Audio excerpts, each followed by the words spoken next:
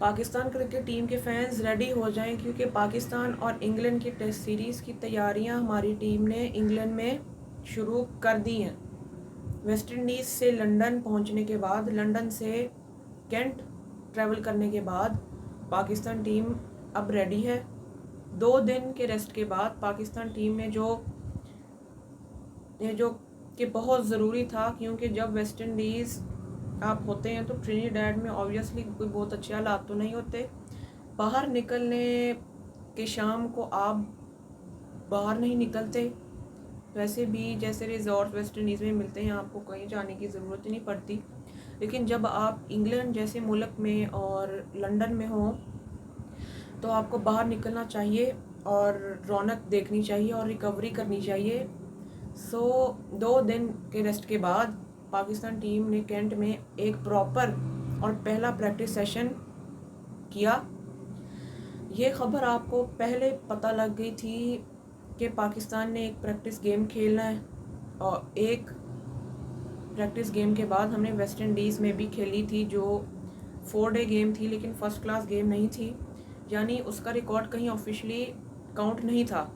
जो मर्ज़ी batting bowling ले आओ, फिर पूरा स्क्वाड खेल सकता है। लेकिन इंग्लैंड में 4 दिन के प्रॉपर मैच, एक प्रॉपर फर्स्ट क्लास मैच होगा। अगर कोई 100 करता है या 5 विकेट लेता है तो फर्स्ट क्लास रिकॉर्ड में ऐड होगा।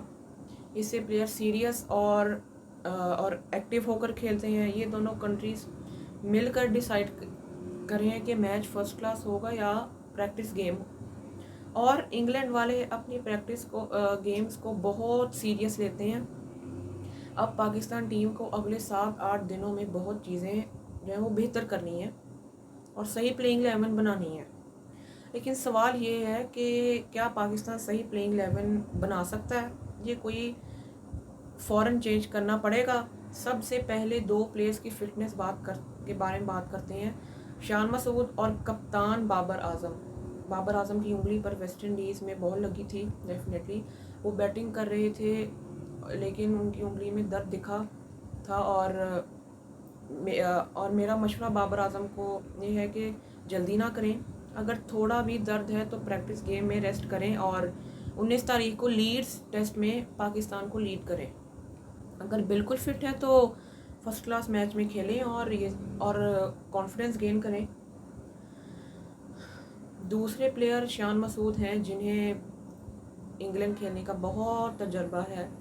यॉर्कशायर की कप्तानी भी कर चुके हैं शान मसूद, और डर्बीशायर से भी खेल चुके हैं। शान मसूद की उंगली में हेयर लाइन फ्रैक्चर है, जिसको रिकवर होने में 3 से 6 हफ्ते लगते हैं। जो मशवरा बाबर को है वही शान मसूद को है कि फुली रिकवरी नहीं हुई तो रेस्ट करें। टॉप ऑर्डर में कंपटीशन बढ़ रहा है। अब्दुल्ला शफीक ने 150 बनाए हैं। कल को अब्दुल्ला शफीक और हसीबुल्ला वापस आ जाएंगे तो इमाम और शान पर भी डेफिनेटली प्रेशर आएगा। लेकिन ये टीम मैनेजमेंट और हेड कोच सरफराज अहमद का काम है कि उन्हें हैंडल करें। हमारे नए बैटिंग कोच माइकल स्मिथ ने कभी रेड बॉल क्रिकेट में कभी कोचिंग ही नहीं की। ये कितनी फ़नी बात है कि जिस कोच ने कभी रेड बॉल में कोचिंग ही नहीं की, उसको आपने टेस्ट टीम में जगह दी। पाकिस्तान क्रिकेट बोर्ड के लिए एक्सपेरिमेंट करने वाला लैब बन चुकी है पाकिस्तान टीम। अगर कोई गोरा कोच मिला है तो उसको अंडर 19 या शहीन्स के डाल सकते हैं कि उसकी बेस बनाए, लेकिन वो नेशनल टीम के साथ ही काम करना है। और एक बात और कि 11 अगस्त से शुरू होने वाले डोमेस्टिक ODI कप में team gold head coach Misbahul हक हैं, जबकि वो सिलेक्शन कमेटी में भी हैं। ये सीधा कॉन्फ्लिक्ट ऑफ इंटरेस्ट है जो दुनिया में कहीं नहीं और होता। बाकी लीडरशिप को देख लें, चेयरमैन साहब इंटीरियर मिनिस्टर हैं और उनके पास वक्त नहीं है। आकिब जावेद सिलेक्शन कमेटी को पार्ट टाइम जॉब समझते हैं और 3-4 जगह नौकरियां कर रहे हैं। Asad Shafiq women selection committee high performance centre Karachi के हेड हैं और बैटिंग कोच भी हैं। हर बंदा 2-2, 3-3 नौकरियां कर रहा है। फ्यूचर में अगर पाकिस्तान क्रिकेट की बर्बादी पर किताब लिखी गई तो मिसबाहुल हक पर एक पूरा चैप्टर होगा। और ये आपको मिसबाहुल हक का एक फ़ैन कह रहा है कि उन्होंने जो डिफेंसिव होने का टीका पाकिस्तान टीम को लगाया था, उसके असरात आज भी आपको पाकिस्तान टीम में दिख रहे हैं पैचेस में। और इंग्लैंड में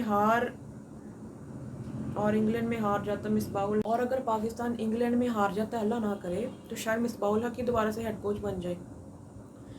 उमर अकमल ने आकिब जावेद से रब्ता किया तो उन्होंने चेयरमैन पर डाल दिया। चेयरमैन ने आकिब जावेद साहब के ऊपर डाल दिया। और आकिब जावेद बिल्कुल गलत डिसीजंस ले रहे हैं। उन्होंने चैंपियंस ट्रॉफी में दुबई में एक ही स्पिनर भेजा तो वहाँ पे कहानी ख़त्म हो गई थी। और अब्दुल्ला शफीक को कंसीडर ही नहीं कर रहे थे, जिसने 150 लगा दिया, 150 लगा दिया वेस्ट इंडीज़ में। और कामरान गुलाम को टीम में रखना ज़्यादती है, टीम में ना रखना ज़्यादती है। हुसैन तलत अबू धाबी में श्रीलंका के ख़िलाफ़ आपको वो मैच जितवा दिया। और प्रेस कॉन्फ्रेंस में उन्होंने कहा था कि पूरे पाकिस्तान में 3 से 4 मिडल ऑर्डर बैट्समैन हैं, सिर्फ 3 से 4 मिडल ऑर्डर बैट्समैन हैं, उन्हें भी ख़राब कर रहे हैं। हसन नवाज़ एक जनरेशनल टैलेंट है और उसको बोला भी गया, जो स्पिनर को निकल कर मारता है। और 3 से 4 मैचेस, सिर्फ 3 से 4 मैचेस ख़राब हुए तो उसको बाहर निकाल दिया।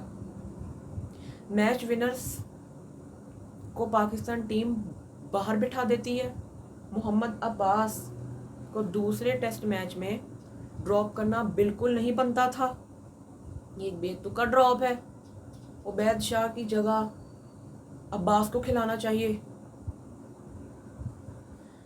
ये मंजर बेचा जा रहा है कि पिच पर फास्ट बॉलर्स के लिए कुछ नहीं था,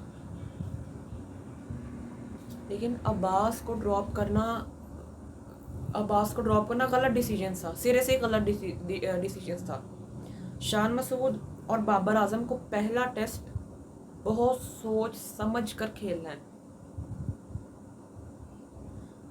लॉर्ड्स में पाकिस्तान का रिकॉर्ड बहुत अच्छा है, नो डाउट, और हमें जीतना चाहिए वहाँ पे लॉर्ड्स, क्योंकि हमारा रिकॉर्ड बहुत अच्छा है। और लॉर्ड्स में एक स्लोप है, पाकिस्तान इंग्लैंड में हार जाता है, अल्लाह ना करे, तो शायद मिसबाहुल हक ही दोबारा से हेड कोच बन जाए। उमर अकमल ने आकिब जावेद से रब्ता किया तो उन्होंने चेयरमैन पर डाल दिया। चेयरमैन ने आकिब जावेद साहब के ऊपर डाल दिया। और आकिब जावेद बिल्कुल गलत डिसीजंस ले रहे हैं। उन्होंने चैंपियंस ट्रॉफी में दुबई में एक ही स्पिनर भेजा तो वहाँ पे कहानी ख़त्म हो गई थी। और अब्दुल्ला शफीक को कंसीडर ही नहीं कर रहे थे, जिसने 150 लगा दिया, 150 लगा दिया वेस्ट इंडीज़ में। और कामरान गुलाम को टीम में रखना ज़्यादती है, टीम में ना रखना ज़्यादती है। हुसैन तलत अबू धाबी में श्रीलंका के ख़िलाफ़ आपको वो मैच जितवा दिया। और प्रेस कॉन्फ्रेंस में उन्होंने कहा था कि पूरे पाकिस्तान में 3 से 4 मिडल ऑर्डर बैट्समैन हैं, सिर्फ 3 से 4 मिडल ऑर्डर बैट्समैन हैं, उन्हें भी ख़राब कर रहे हैं। हसन नवाज़ एक जनरेशनल टैलेंट है और उसको बोला भी गया, जो स्पिनर को निकल कर मारता है। और 3 से 4 मैचेस, सिर्फ 3 से 4 मैचेस ख़राब हुए तो उसको बाहर निकाल दिया। मैच विनर्स को पाकिस्तान टीम बाहर बिठा देती है। मोहम्मद अब्बास को दूसरे टेस्ट मैच में ड्रॉप करना बिल्कुल नहीं बनता था, ये एक बेतुका ड्रॉप है।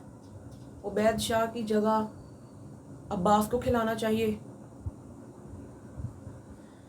ये मंजर बेचा जा रहा है कि पिच पर फास्ट बॉलर्स के लिए कुछ नहीं था,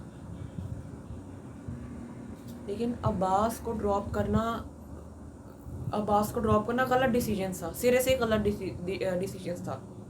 शान मसूद और बाबर आजम को पहला टेस्ट बहुत सोच समझ कर खेलना है। लॉर्ड्स में पाकिस्तान का रिकॉर्ड बहुत अच्छा है, नो डाउट, और हमें जीतना चाहिए वहाँ पे लॉर्ड्स, क्योंकि हमारा रिकॉर्ड बहुत अच्छा है। और लॉर्ड्स में एक स्लोप है, जो हिडिंगले है उसकी डायमेंशंस भी बहुत ज़्यादा अलग है। इंग्लैंड में जो है वो आजकल हीट वेव बहुत ज़्यादा आ रही है, और वहाँ का जो टेम्परेचर है वो 33 सेल्सियस जा रहा है, जो वहाँ के लोगों के लिए बहुत ज़्यादा है। और इस हीट वेव की वजह से पिच के ऊपर धूप बहुत फ्लैट लग रही है, सिर्फ फ्लैट हो गई है पिच, क्योंकि धूप बहुत ज़्यादा लग रही है। लेकिन ड्यूक्स का हैंडमेड बॉल है, इसकी जो सिलाई सीम होती है वो ऊपर उभरी हुई होती है, इसलिए ये 60 से 70 ओवर के बाद भी मूवमेंट उसको अच्छी खासी मिलती है। पहले टेस्ट में शायद बहुत ज़्यादा ओवरकास्ट कंडीशंस ना हो, लेकिन सितंबर में थर्ड टेस्ट तक वेदर ठंडा हो जाएगा और हबस जिसको हम कहते हैं वो ख़त्म हो जाएगा। लेकिन मोहम्मद रिजवान की प्रैक्टिस देखी मैंने, और उनकी विकेट कीपिंग में मसले बहुत ज़्यादा हैं, और DRS रिव्यूज़ में मसले बहुत ज़्यादा हैं, और फिर जहाँ पे सीधा सीधा कैच आ रहा था वो उसको समझ नहीं थे रहे। स्क्वाड में दूसरे यंग विकेट कीपर हैं गाजी गौरी, तो उसको क्यों नहीं खिलाते ये लोग।